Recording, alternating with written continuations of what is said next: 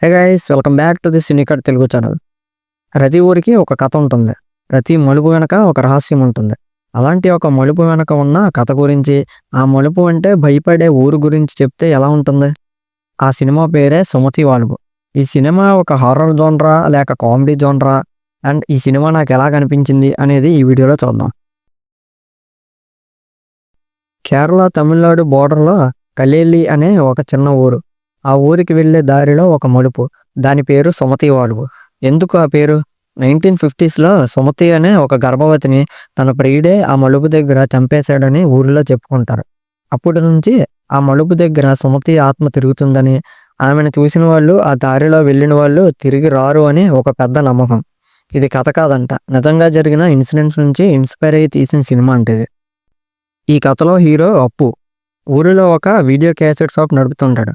Hero అంటే six pack body, పొగరు అనుకున్నాడు. కాదు, ఈ హీరోకి భయం ఎక్కువ. ఊరిలో అందరూ సుమతి ఆత్మకి భయపడుతుంటే, అప్పు మాత్రం ఆ మలుపు వెనక ఉన్న నిజం తెలుసుకోవాలి అనుకుంటాడు. అలా ఎందుకు అనుకుంటాడో తెలియాలంటే మీరు ఈ సినిమా పక్కాగా చూడాల్సిందే. ఇంకా ఈ సినిమాకి పెద్ద బలం యాక్టింగ్. అర్జున్ అశోక్ అనే సప్పు చాలా బాగా యాక్ట్ చేశారు. ఆ భయాన్ని, క్యూరియాసిటీని, ఇన్నోసెన్స్‌ని అన్నీ పెర్ఫెక్ట్‌గా పలికించాడు. అప్పు ఫ్రెండ్‌గా బాలు, వర్గేసి కామెడీ టైమింగ్ కూడా బాగానే ఉంది. కానీ ఈ సినిమాకి అసలు హైలైట్ ఎవరంటే సుమతి.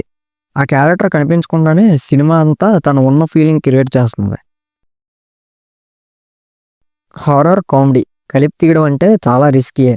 ఎక్కడ బ్యాలెన్స్ తప్పినా సరే సినిమా పోయే ఛాన్సులు ఎక్కువ.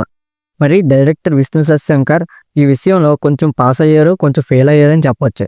ఫస్ట్ హాఫ్‌లో ఆ ఊరు, ఆ 90స్ అట్మాస్ఫియర్, సుమతి గురించి చెప్పే కథలు చాలా ఇంట్రెస్టింగ్‌గా క్యూరియాసిటీని పెంచుతాయి.